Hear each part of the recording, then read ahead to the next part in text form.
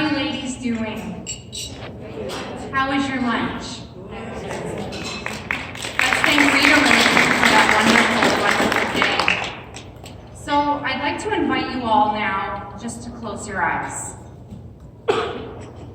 Remember back to when you were a little girl. What were your dreams? What were your hopes for your future? My dreams, as far back as I can remember, were to be a wife and a mother. I dreamt of Prince Charming coming to get me on his white horse. He would be handsome and strong like my father. He would be kind and loving like my father. We would fall in love like my parents did, and we would get married like my parents did.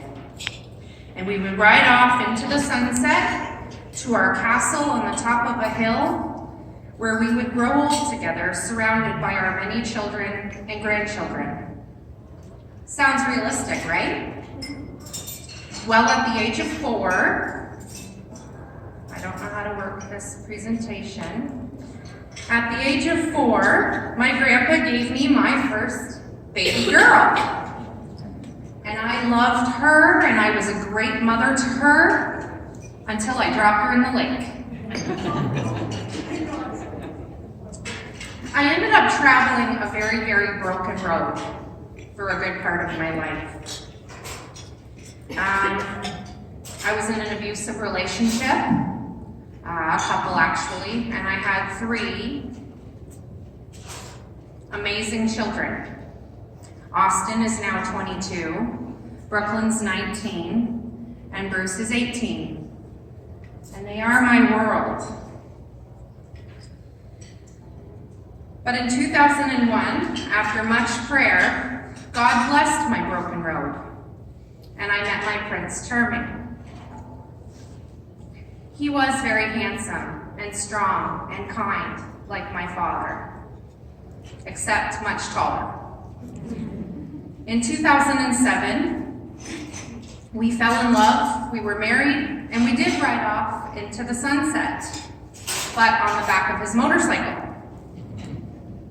And we were going to try to have a bigger family. I was blessed with my stepson, William. He is 18 and finishing his grade 12 year of high school this year. So we started trying to grow our family, and on my birthday, when my father's famous spare ribs hit the table and I hit the bathroom, we decided to take, this is our blended family, we decided to take a pregnancy test. And I was pregnant. And we couldn't be happier. We started planning our child's future. What would our child be like?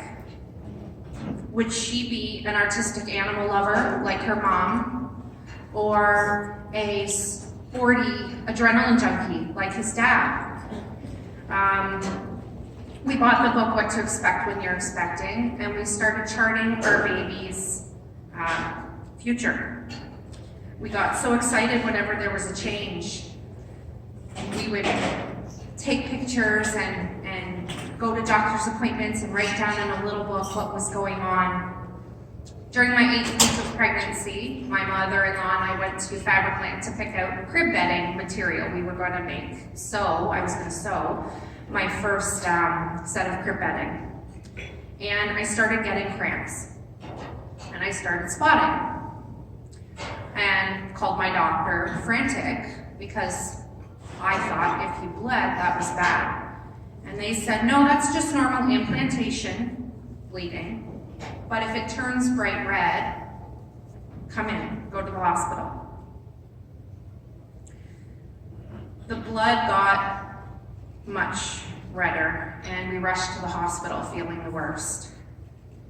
I went into a severe panic, and if most of you that know me know that I am a very passionate, loud woman.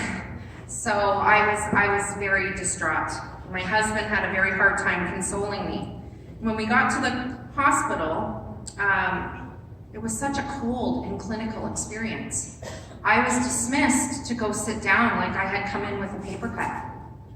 I sat in the waiting room for 6 hours. They did blood tests, I got no answers. They did an ultrasound, I got no answers. I was losing my mind in the most incredibly difficult moment of my life, and nobody would talk to me about what was going on. The doctor finally came in and said, "You're having a miscarriage. Go home, you're gonna bleed. You can try again in a couple of months." Just like that. My baby didn't matter. My baby didn't matter to the doctor. My baby that I had planned a future for didn't matter to anyone at that moment except me and my husband. And that was so hard for us to handle. Our dreams were shattered, and when you think it couldn't get any worse than that, it got much worse. I went into postpartum depression, post-traumatic stress disorder. I couldn't get out of my bed. I couldn't leave my house. I couldn't turn on my TV. I couldn't mother my children. I was terrified to see a pregnant lady or see a baby. And at that time, my sister-in-law was having our first niece. I could not handle it. I was an emotional wreck. I was never offered support, not from the hospital, not from anyone around me.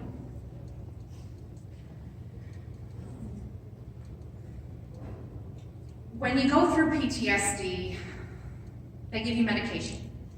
The medication numbs you, makes you be able to get on with your everyday life. I had to get over it. I had to move on with my life. I was a mother, I was a wife. I had responsibilities. I forced myself out of the house and went to our first women's conference. I was really, really mad, and it was hard for me to go. And I was yelling at God. And when you're in that state and you want answers and you can't get them, you freak out a bit. The one thing that kept coming to me was 1 Corinthians verse 3 and 4. Praise to God of all comfort. Praise to God, the Father of our Lord Jesus Christ, the Father of compassion and God of all comfort, who comforts us in all of our troubles, so we can comfort those in any trouble with the comfort we ourselves receive from God. So, I knew what I was supposed to do with this pain, but I didn't have any idea how I was supposed to do anything with it. At our women's conference, I was standing in our little area, and a speaker from Project Rachel stood up at front. Project Rachel is an organization for families that have suffered abortion and are dealing with the aftermath of what happens with that. It's support for abortion victims and their families. She shared with us 3 questions that are always asked by families that are affected by an abortion. Where is my baby? Who is my baby with? And is my baby okay? And at that moment, I broke into a million pieces in front of all of the ladies that I had just a week before excitedly told that we were having a baby. And I had to explain to them that we had just lost ours. And in that moment, a miracle happened. All of my sisters in Christ surrounded me and hugged me and comforted me and shared their stories of miscarriage and the babies that they had lost. So I now knew who I was supposed to help, but I didn't know how yet until I received an email from October15.com. It's an organization that records and organizes events all over Ontario and Canada and the US for National Pregnancy and Infant Loss Awareness Day. National Pregnancy and Infant Loss Awareness Day is a national day, the 15th of October, that was dedicated by our government, who passed Bill 141, recognizing the fact that women that miscarry or lose their child need a Remembrance Day for those children. So we didn't have anything in Ontario or Southern Ontario for women who lose a baby. So we went, our ladies auxiliary, the women that I had met at the women's conference, got together, and we approached our Knights of Columbus Council. And we asked our brother Knights if they would help us head an event for the women that had lost their children. And the Essex Baby Steps Walk to Remember was born. So what we do is we get together, usually the first weekend of October. This weekend it's the 13th of October, and we do a 5K walk in remembrance for our babies. We register, everybody gets to take a little baby sock and identify their child that's lost. We all walk together, we share stories, we have guest speakers from different organizations that support pregnancy and infant loss, and we just love each other. And the healing in the group, the healing that I received at the women's conference is so amazing. People come forth with their stories. One man came forth this year.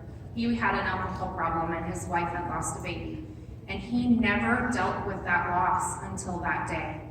He said, my child died, and he fell apart. And one of our guest speakers from a pregnancy and infant loss support group sat with him and comforted him and made his child real. And he identified his child and put his child up on the board. And then we take those boards and we take them to Mass, and Father does the Mass for the intentions of the family that have lost their children. So that is what we do. And that is what came of pregnancy and infant loss awareness. Now, I needed to start doing some research before our group started our event. And pregnancy loss causes debilitating depression. I experienced that. 15% of all pregnancies will end in miscarriage every year. 900,000 babies, or 500,000 babies, died in 2017 due to miscarriage. That's not including the 900,000 babies that were aborted. A woman's fertility suffers as early as their 20s due to environmental factors. Some of those environmental factors are pollutants, plastics, and the birth control pill. Something that's supposed to be so exciting for us, trying to have a child, can turn just terrible in a minute because women are waiting so long. Our fertility starts in our early 20s and ends by our 30s, and when you think of women graduating school and the average family is getting married in their 30s, fertility issues are a huge problem. So we have to really get our daughters back onto natural fertility measures. I'm going to play you another video really quick. I don't know where my video guy went. I'm not very technologically inclined.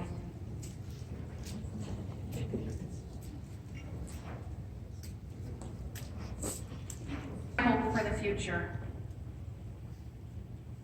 When our daughters at 19 are going into the doctors, and this is a very, very scary thing, and as Catholic women, it's not something that we support. But they're being told, if you're not planning on having your children until your 30s, freeze your eggs. How scary is that for our girls to be told that you want to pursue your dreams, that's fine, but you may not have children. So let's put you through hell and take away your eggs now, put them in the freezer for when you want to try later. That's terrible. My hope is that not one woman ever has to suffer alone again. I hope for education and compassion from doctors and healthcare supporters. I hope for every community to adopt an event for pregnancy and infant loss awareness or participate in one. All lives matter, no matter how brief. Our walk is something that I would hope that every community has for their women and their families, but it's not always the case. So if we can get behind our husbands and get more Knights of Columbus councils to take on these events and put them out there for our women to participate in, that would be amazing. In your gift bags that you'll get later on, there's a save the date card for next year's event. And at this time, I would like to invite my good friend Rose up to talk just for a couple minutes about fertility, women's fertility.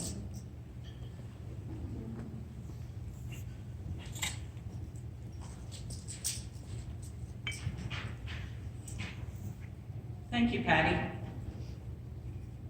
The hope for fertility lies in natural family planning.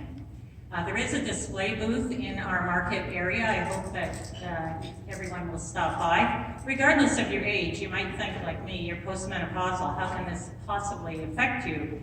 But it does. We have daughters and granddaughters that need to know about their precious gift of fertility. So natural family planning views fertility as a normal, healthy reality to be lived, not a risk or some kind of problem of womanhood that needs to be dealt with. I teach women and couples the Billings ovulation method of natural family planning. This scientific method is based on the vaginal discharges that a woman has during each cycle that accurately identify the time of fertility. I want to use this, can I close this? Yeah. Okay. There. Just to briefly demonstrate the different phases of our cycle, I can use this slide rule to show that we all know our cycle begins with our period, shown in red. Then we have, for the most part, a time that we are infertile, shown here in green and yellow. And then you'll see green over here again, another time of infertility. The time in between is marked very clearly by the discharges we have from our vagina at that time in our cycle. And it varies from each cycle in the same woman. So this isn't the old rhythm method that my mother used and had 10 children with, because the rhythm method is about 50% accurate. It's a guessing game. Now don't get me wrong, I'm very glad my mother did not know this, did not know how to identify the fertile phase in her family, in her cycle, because I probably wouldn't be here today. I am baby number 8. So the method very clearly identifies the beginning and the end of our fertility in each cycle. With that knowledge then, the husband and wife work together as a team to make responsible decisions about the timing of intercourse. The Billings ovulation method is 99% successful to postpone pregnancy. So the method, though, is also very beneficial for couples with infertility. As Patty said, fertility is really declining in our society, and this is a huge problem. They talked about recruitment last night at the opening ceremonies. Well, yeah, it's great to recruit more knights, but we have to have the baby boys for them to grow up to become knights. Ontario's fertility rate is 1.5 children per woman. That is below the endangered species mark of 1.7. So Ontario humans are on the endangered species list.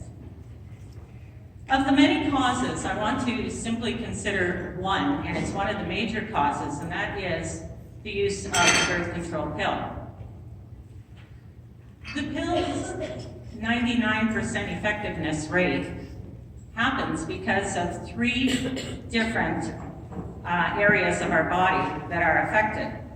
First of all, ovulation is reduced to about 50% of the time. Well, 50%, that's the old rhythm method again, so the pill has to affect other areas of our body.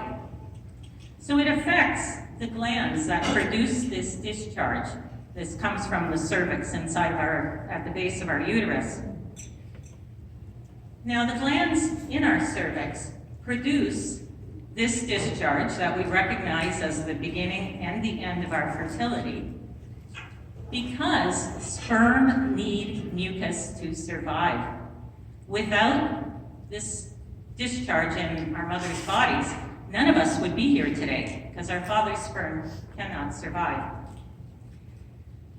So the glands, if they're not being stimulated, because the pill is shutting off the hormone that would stimulate them, they begin to shrink. They shrivel up, and eventually they die, very much like in the natural state of a woman who's going through the premenopause time. Those glands shrivel up, shrink, and eventually, naturally, we do not have that discharge anymore. Cannot become pregnant because the sperm need them to survive. So the Billings method helps a great deal in women, post-pill women, who are having very minimal discharges because of the glands in their body being permanently affected by taking the pill. Some of these women have maybe 1 day of discharge, maybe only a few hours of discharge, but they learn to recognize it as fertility, and then they get together with their husband and great things happen. So of these couples with very minimal fertility, when they learn the ovulation method, 65% of them become pregnant. So that is great hope, great success, but they need to know, they need to have the knowledge of their fertility. Now the third effect of the birth control pill has to do with the lining inside of our uterus. It only allows that lining to grow to a very thin layer, and any woman who's ever taken the pill will relate that their period is very, very light. Well, because of this thin lining, the baby can't implant. So, if this happens to be the 50% time that the woman is ovulating, if she happens to have enough mucus to keep her husband's sperm alive, that these glands haven't totally died, conception takes place. It takes place in our fallopian tube.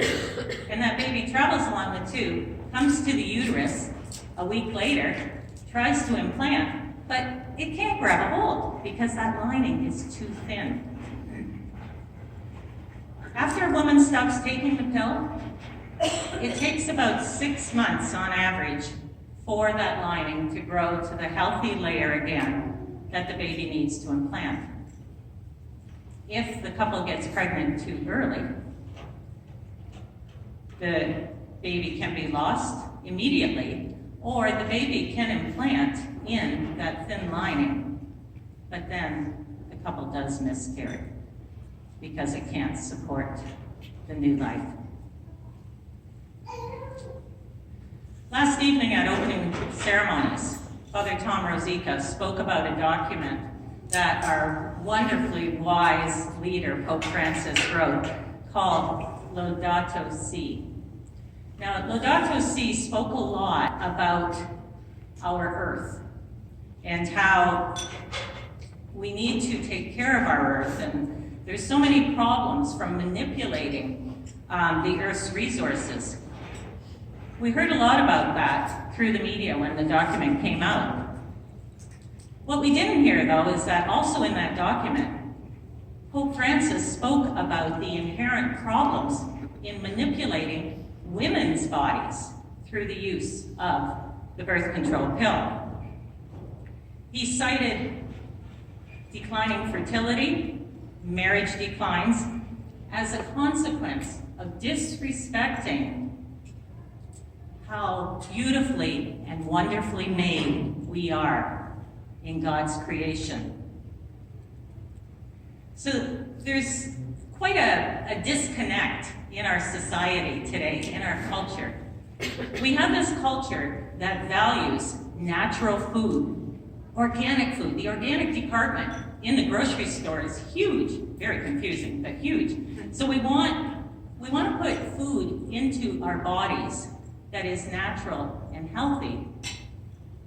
But then we'll take a chemical, a steroid, to make a healthy system unhealthy in our body. And I'm talking about the birth control pill. Nowhere else in medicine do we give a person a medication to harm a normal, natural function, except when it comes to women's fertility. Now, not only is our reproductive system affected, just like any medication you take, it doesn't only go to that one spot and take care of that one thing. It affects our entire body.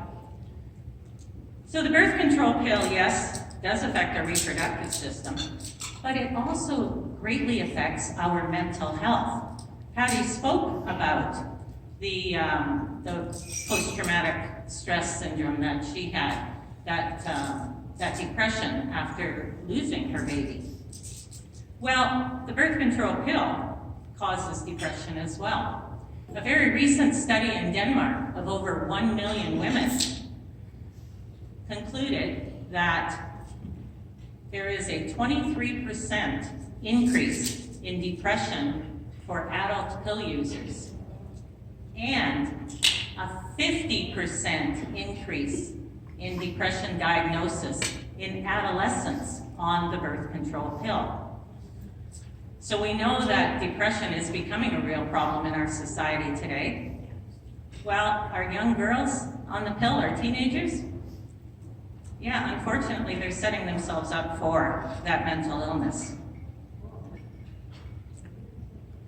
Our culture also suffers from this self-centered concept of entitlement to a perfect child at the perfect time. This concept of a quality society that Alex spoke about earlier before our wonderful meal today. Natural family planning teaches that each child is precious from the moment of conception. I had many friends and colleagues challenge me when I began teaching natural family planning after having my second child, when I became pregnant for the third child and the fourth child. And they're like, that crazy method doesn't work. You keep getting pregnant. And I said, that crazy method works because I choose, my husband and I choose together to become pregnant, to have children. And the beauty of couples learning the ovulation method is not simply in having the knowledge of being to identify, when fertility begins and when it ends, but it's also the beauty of respecting children and wanting children. And we find that this really happens. Couples will come to learn the method and they're like, yeah, you know what, we don't want to have any kids for maybe 5 years. And then a couple years later, they'll send me an email and say, hey, we're pregnant. And we wanted to be, and the method worked, and it's all great. So the attitudes actually change as well when they come to learn and respect how God has created us.